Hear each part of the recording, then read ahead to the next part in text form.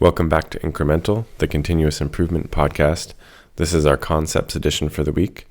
I'm Devin Bedoni. And I'm Uriel Eisen. You want to hit us with a quote? A little quote for you guys. Problems are jewels from Toyota, quoted in Toyota Kata.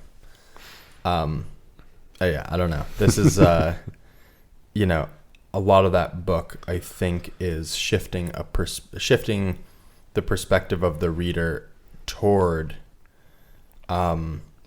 problems are helpful to continue improving, and that most of the work, I think, as perceived by Toyota, the work is reframed away from we make cars to I don't know exactly what it is. We solve problems.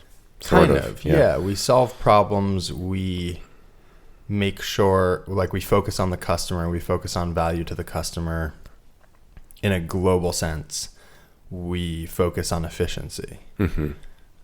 Of course, there's lines in those books that's like, efficiency is not the goal. But yeah, maybe it's a sub-goal. Right.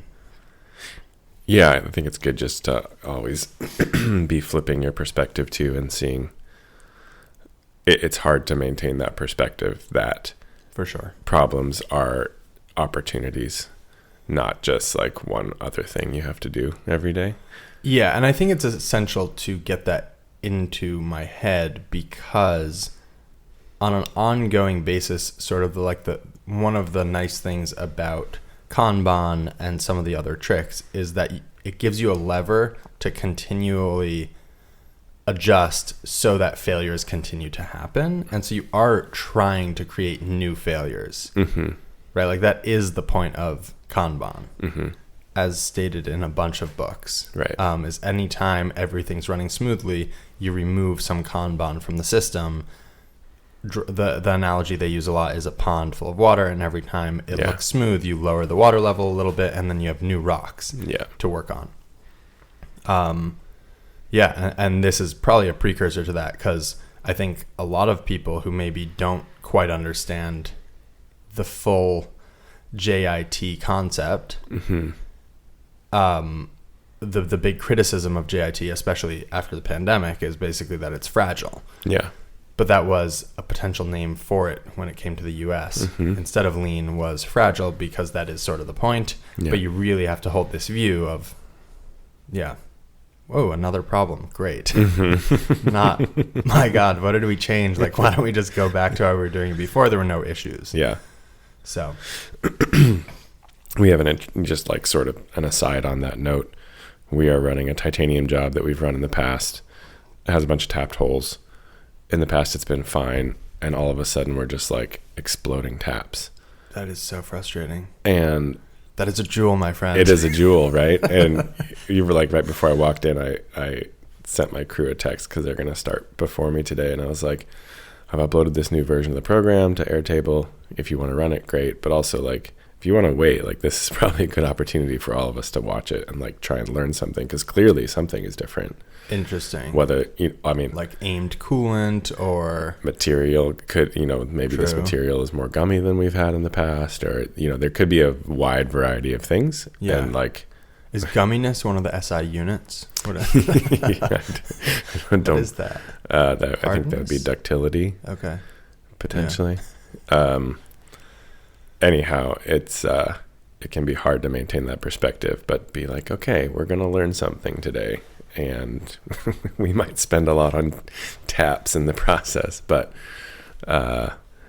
anyway, it can just be hard to keep that perspective, but it is super key. I'm imagining a stick of gum in France under a glass dome as the next to the 1 meter stick, although we've moved away from all those. Yeah. They still exist though, right? They exist as curiosities, I think. Yeah. They're not maintained. They're not maintained anymore? I don't think so. I mean, I'm sure they're maintained like anything in a museum, but what we're talking about here are the standards for length, weight, time. What other units? I don't know. But now we've finally gotten to a place where those are all natural phenomenon. So it's like X number of wavelengths of like. Isn't the kilo still? No, I think it's now defined as a certain number of moles of a particular molecule of a particular. Yeah. Interesting. Anyway, and a stick of chewing gum. No, so let's see. Most of my themes for this episode have to do with. We've sort of been hammering hard the like, don't seek local optimum, seek global optimum. Mm-hmm. But then, are you ready for the flip, everybody? Yeah, basically. I mean, but then also bearing in mind, like, don't do anything just because we're doing it. Like, just approach it as your own problem and figure out what makes sense. And then Eliyahu Goldratt theory of constraints is very much like find your constraint and just focus on improving the constraint. Don't bother with the rest. Yeah. So we've sort of been talking about that a lot. And sorry, I want to interrupt real quick. I do feel like one thing that's sort of like not stated in theory of constraints, but is a reality, is like that phrase that comes right after find your constraint and optimize for that is the like subjugate everything else to the constraint. Yeah. And I think a lot of like all the other improvements sort of like slide in under that phrase, because it's like as soon as you're like, here's a constraint, we're going to subjugate to the constraint. Probably in order to feed that bottleneck, you have to refine all the upstream processes. So I think there's a lot in theory of constraints that's not really like stated explicitly, but is maybe more similar to classic lean than we think about. The way I've thought about it is that it is a layer on top of lean to guide lean activities, because lean is sort of like improve everything at every time, all the time. Right. They're kind of specifically like improvements to the non-critical, like to the non-bottleneck are waste. Yeah. Because you're spending company effort. Now, there's a whole layer which Toyota Kata gets into, which is building your culture and building your people, which just as a test bed for them to experiment with means running improvements that maybe aren't directly going to be seen in the bottom line of the company. Still has a value, but very much just like only improve your bottleneck, and then when your bottleneck shifts the shift. I guess what I'm saying is that like there are certainly like unnecessary processes that happen in companies. Yeah. But also probably not a lot, because most companies are kind of constrained in some way or another. And so I would imagine that if you start to orient around a bottleneck and throughput increases, like all the other systems are going to have to like level up to accommodate. That's true. So over time you may see a very similar. I think so. Yeah, that's a good point. Anyway, that was an aside. So I interrupted you. No, so we actually, as an experiment, really just to see what happens and to learn from it, we switched our painting our painting schedule to optimize for, like, I'm the one doing paint, so it's to optimize for my time. Huzzah! As many people have encouraged me to do for a very long time. And so we basically we take all of our Kanban that are triggered at our assembly area. So as someone's assembling, they'll hit these cards that are placed in the bins. Those are essentially calling for replacement parts for those bins. They go on a board, and then we sort them out by color, and then we paint one color per day.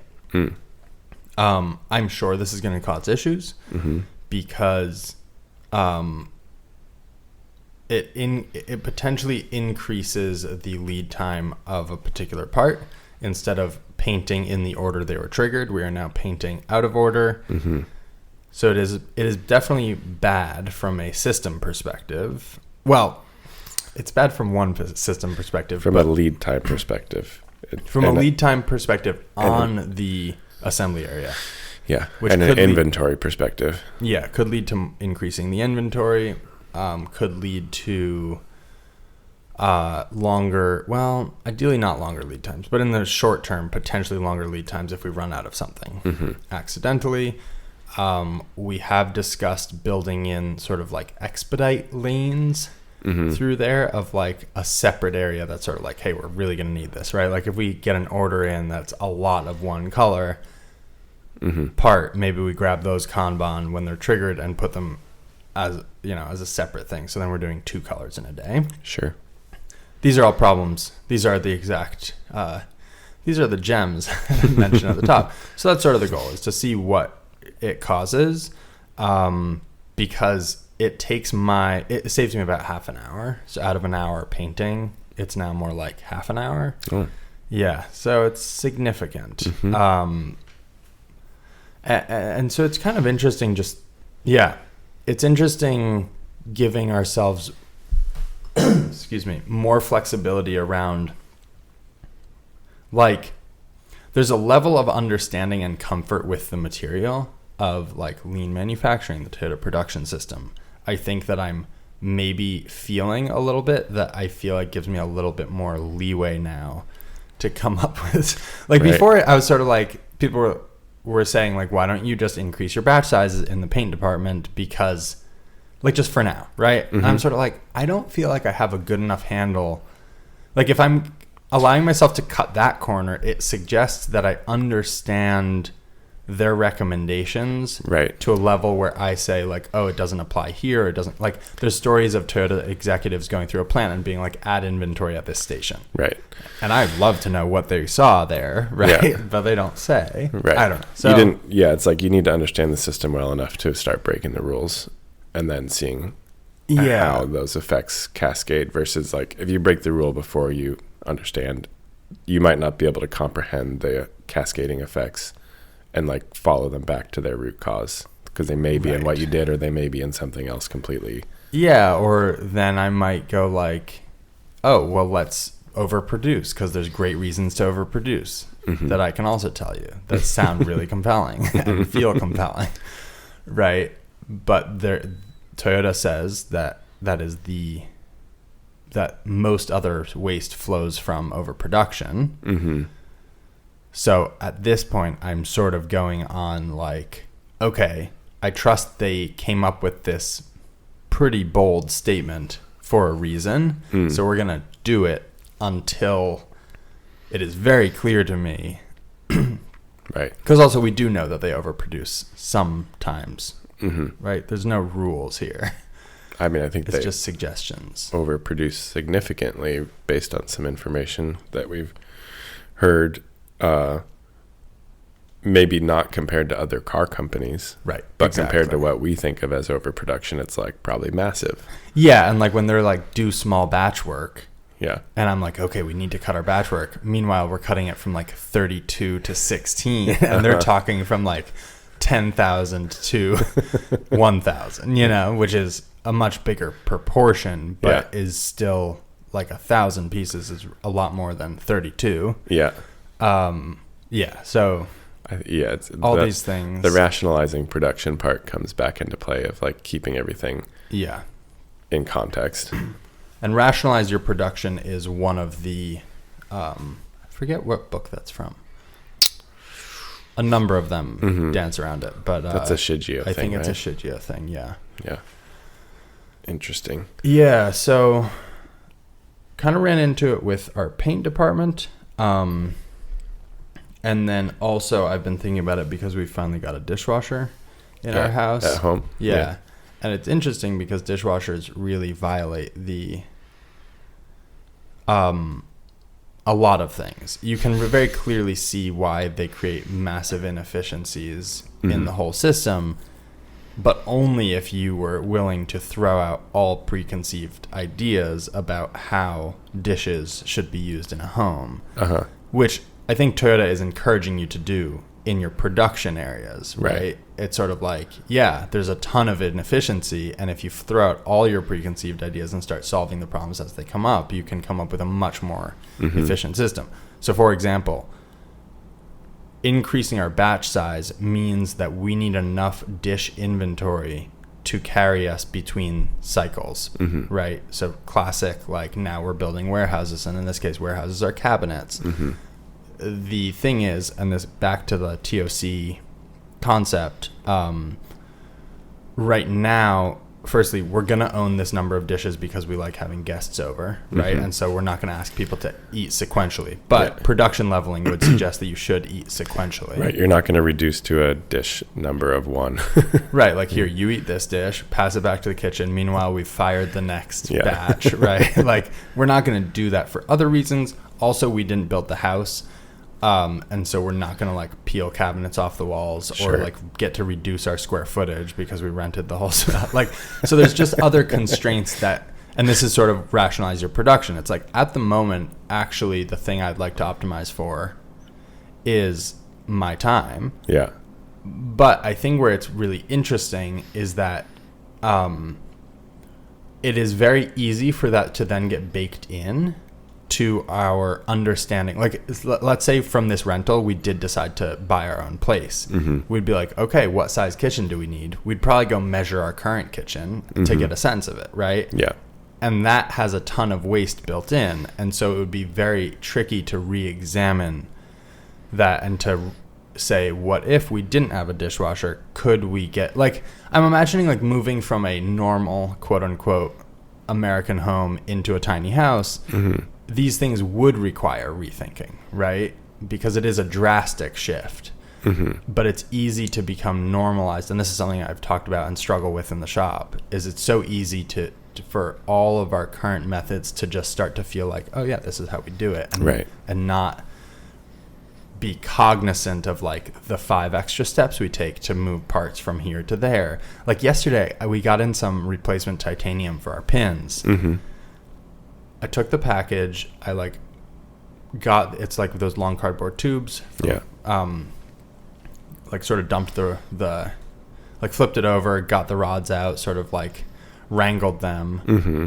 walked over to the area where we keep them, started to slide them in, realized I hadn't brought the Kanban over. So I walked back across the shop to get the Kanban. I sort of put it all on there, and then I walked back over, slid them in, and then I got the tube and like put it over in the recycling area. Yeah. Then I got bandsaw blades, and similarly took them over to the bandsaw area, realized I didn't have the Kanban, walked back over, got the Kanban, realized that the Kanban, we just got in these plastic sleeves for all our Kanban. Yeah, just to you were showing me protect that. them from greasy fingers. They're on paper, so they were getting pretty beat up. Which I think, like, just to interrupt for a second, I was actually talking with Joe at Cobra Frame Building the other day about Kanban, and Yeah. I think paper is great, and non-laminated is really important. We tried to laminate all of ours early on. Same. And being just jumping in here real quick, like being able to edit your Kanban like Live with live, zero effort. yeah, basically, is super, super key. Yeah. And so I think the sleeve over, like, I think paper is good, but the sleeve over paper is like kind of a really nice Yeah. middle ground where you can not have it just start to look like crap or be unreadable if it gets wet. Yeah. So we had that with a few of our like stock got coolant on it. Yeah. Our stock Kanban got coolant on it and Yeah. it was unreadable. Toyota recommends using vinyl sleeves. We looked into that. They're around $1 a piece or a little under 80 cents a piece for like a nice heavy vinyl. Mm. That felt like more than we kind of wanted to, I don't know. For now. Yeah, like the whole thing feels so, I don't know. So just to complete the thought, so walked over to the bandsaw area to hang them up, realized I didn't have the Kanban, walked back over to the Kanban area, found the Kanban, realized I needed a sleeve, walked over to the sleeve area, got a sleeve, melted a hole in the sleeve to hang it from the screw where the blades hang, walked back to the blade area, realized I had put down the new blades over by the Kanban area. So I walked back over there, got those, came back, hung it all up. Yeah.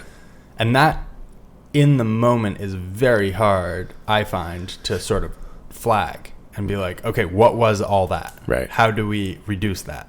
Mm-hmm. Anyway. Yeah. Yeah, we're thinking about a lot of these kinds of things as we start to lay out our new space. Yeah. And it's, making these things intuitive and so it's hard to do it the wrong way, is tricky to piece it all together in a way that, it's very easy to be like, oh, we'll just set this here and it'll be obvious. And then you're like, oh, well, it's actually not really obvious. It needs to be like in your way. Yeah. It has to be like, oh, you have to open this gate or whatever, not actually a gate necessarily, but like some constraint that requires you to engage with these systems, because we are really good at just going about our day and doing our thing and being in our own kind of pattern. And I think initially you really need triggers sort of to engage as you go about these processes. Yeah. This is sort of the difference between like poka-yoke and SOPs. Mm-hmm. It's like, it's nice that you can write something on a piece of paper, but that does not yet mean that it gets followed. I think something we're struggling with currently is building a culture of working from SOPs, which we 100% do not have, except in cases where the thing you're doing is so intermittent that you've totally forgotten how to do it. Yeah.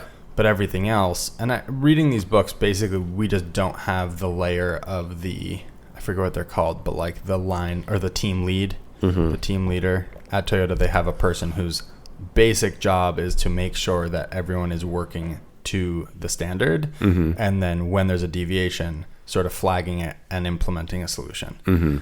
We don't have that. And I don't want to say we need to get there before we can start moving in the right direction. But this kind of ties into a quote from Toyota Kata, which I started this last week and I'm really enjoying.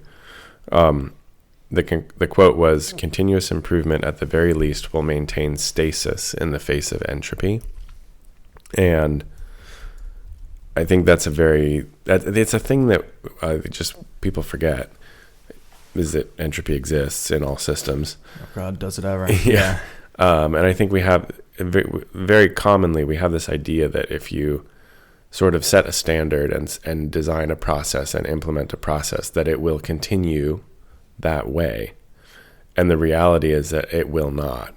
It will slowly break down over time, kind of no matter what. And that continuing to engage in improving the process is the only way that you can combat that entropy. And if you're lucky, maybe it actually gets better. But at the very least, it will maintain the state at which you're at, which will not happen otherwise. And I've already started to kind of see that, where we like implement a system, we're really good at it for a little while, and then kind of things start to fall off, and then we forget. Yeah, everyone's focus shifts to the new thing everyone's working on, and it's top of mind, and then that thing, shortcuts start happening, or you encounter a use case that wasn't really part of the original problem, but you're kind of like, here's a close enough workaround. Yeah, or things in the process break and people make other little workarounds. And so I thought that was just a really interesting thing to bring up, is, just that like we have to do this, that it's not really an option if you want to maintain systems. And I've like been to a couple of shops recently where I've like seen that they had a heyday.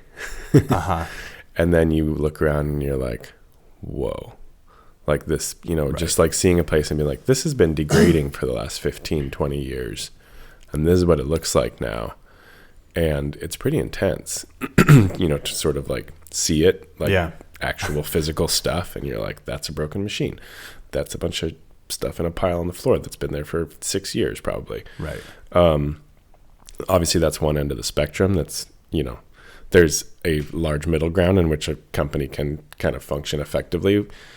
But there was another point that this quote came up in, which was kind of like the difference between every person making improvements in their process every day and doing kind of like, the example was a company that was like, we have 100 process or 50 processes or something. And like, we do one like a Kaizen event every week, and then the consultant, whoever he was talking about, was like, well, that means your process is slip for like a year. Yeah, your processes, are stagnant for a year on the improvement side. So they're probably actually going backwards.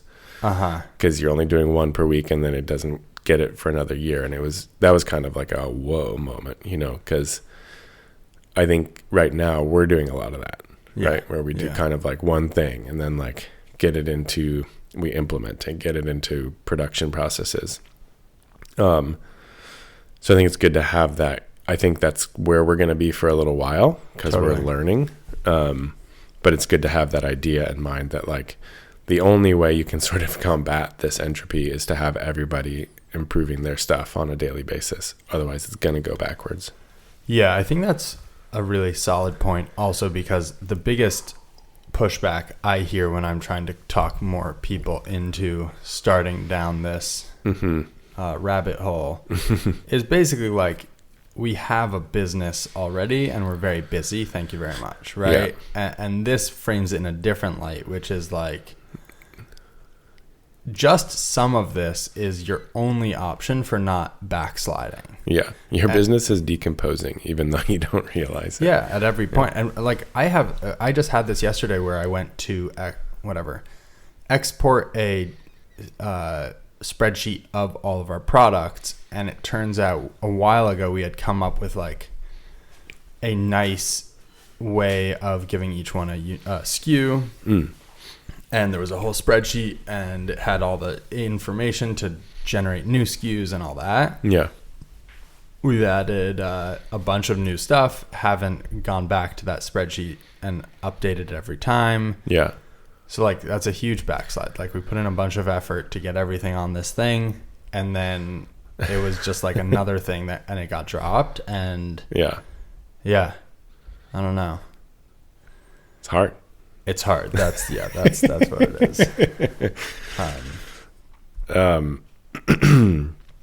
Sort of continuing on that theme of the book, there was one cool quote, I thought, which was just the definition of management in their terms. The systematic pursuit of desired conditions by utilizing human capabilities in a concerted way.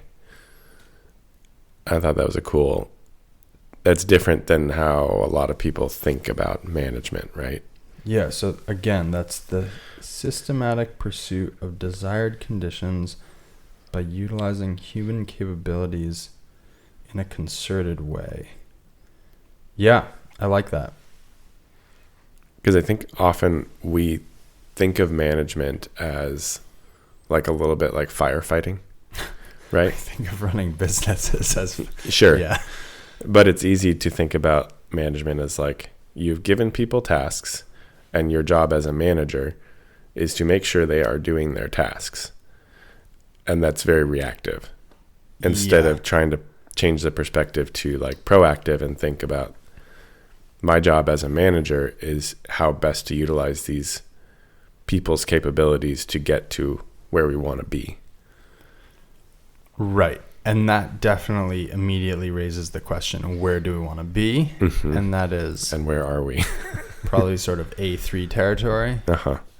Right? I think. I don't know. Yeah, it could be A3. It could also just be like having a strong definition of what your company is and, where the company as a whole wants to progress to. Yeah, but I think having each person extrapolate out from like big company goals down to the parts that they interact with is sort of unfair is probably an overstatement, but like sure, you haven't hired them to do that kind of. And so I think it's a little later in the book, but they start talking about like setting good goals and that setting a goal that is impossible and setting a goal that is very easily achieved are both very not satisfying to pursue. And so you need to come up with goals that are at first, there's no way, like when someone states it, you're not like, oh, I know the solution, right? So not immediately solvable basically was their happy place to get people excited and feel a real sense of accomplishment when they do figure it out. Interesting. And I think... Yeah, but not something you're going to work on for 10 years and then jump off a building. Yeah. Yeah. So sort of hitting that sweet spot of, and I think that's sort of like you have your big goals, and then you have sort of what that means for this production line or this office or this workflow. It's kind of like, I don't know. I like asking the question in our shop, like, what is keeping us here from doing this task in half the time? Mm-hmm. Which, that's hard, right? If you could, if it was easy, you'd feel like That's a cool prompt, though. Yeah, it's just like, and then you start looking at it, you're like, oh man, that's taking time, and that's taking time. Like, why are we doing it? Or are there faster ways of doing it?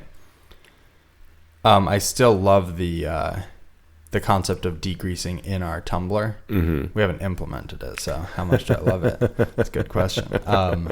Yeah, that recommendation by Avi I thought was, I don't know. Yeah, it's just like rethinking something instead of improving it a little bit. Yeah. Like having that more audacious, maybe audacious is also an overstatement, but how do I write an email in half the time, you know? Mm-hmm.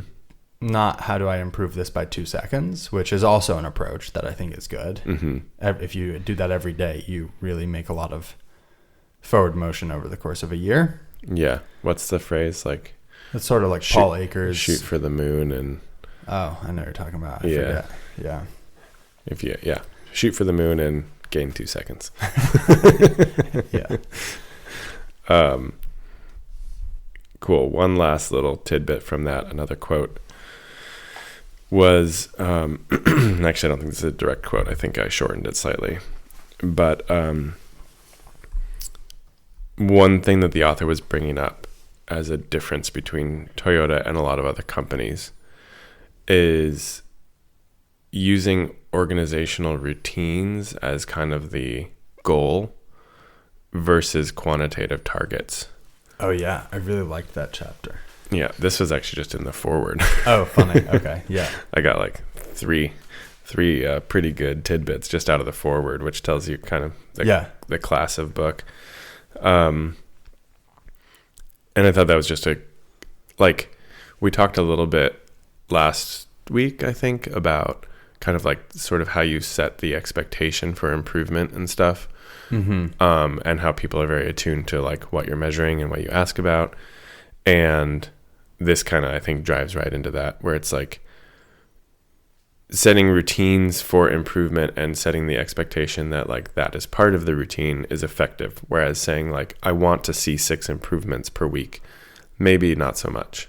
Yeah. Maybe you end up with people taking photos of like really, I don't know, negligible or misguided or instead of, I mean, I thought it was really interesting because one of the big differentiators that they brought up, I think a little later in the book, because I think there's a chapter on this book, or on this concept, was basically like those quantitative targets are generally extremely lagging, right?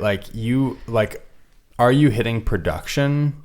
For most companies, you can have it by a minute by minute. Like we know takt time, and we have a clock that's comparing real throughput to that takt time.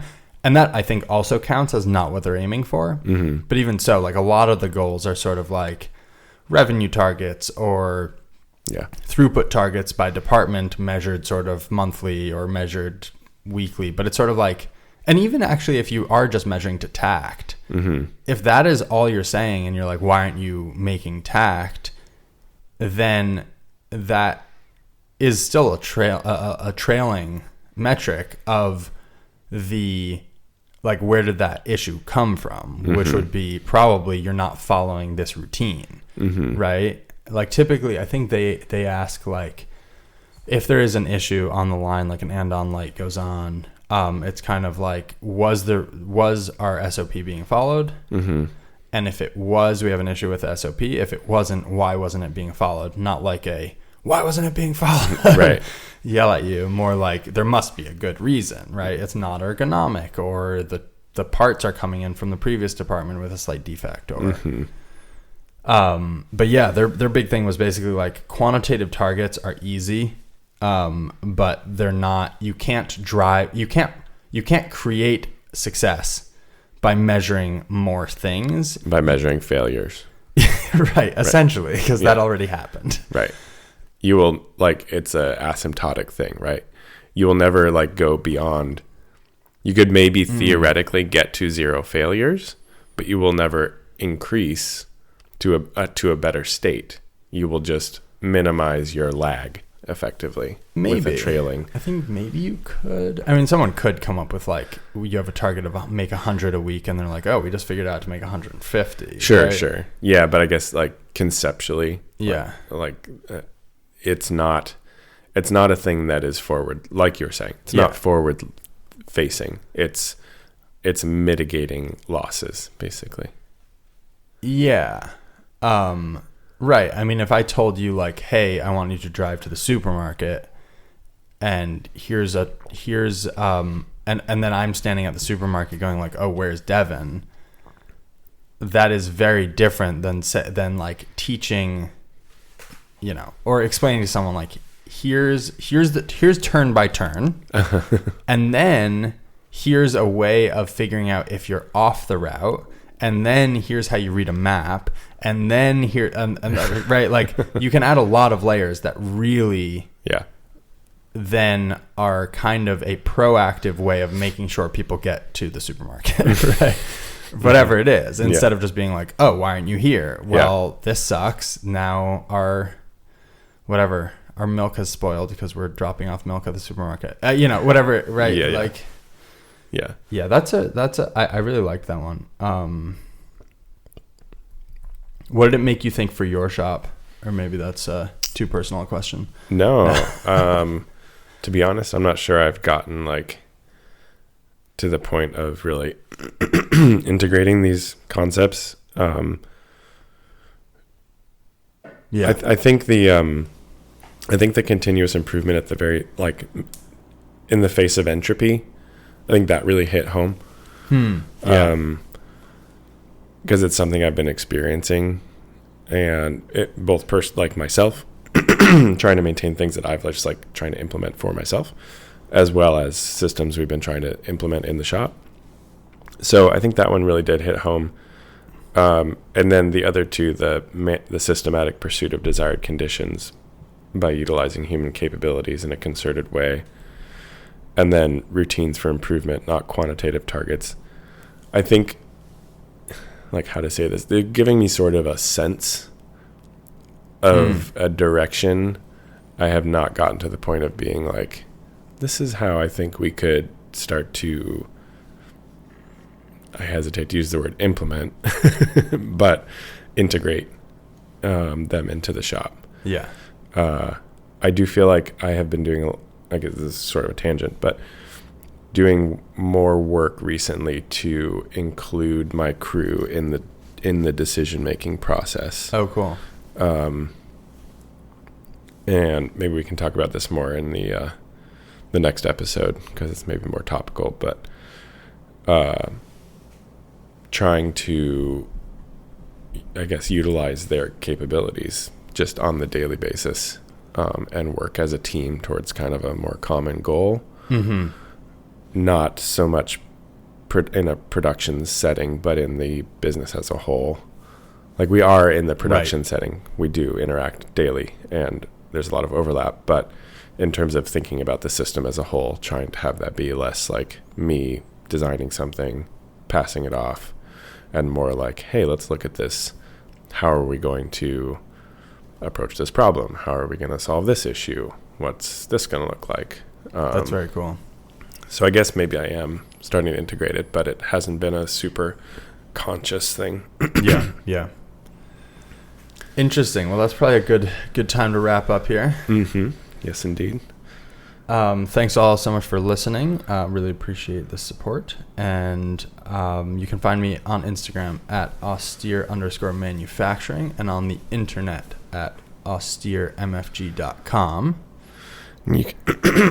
Excuse me. You can find me at lichen_MFG on Instagram, and on the World Wide Web at lichenprecision.com. And we will see you in a few days. Yes, indeed.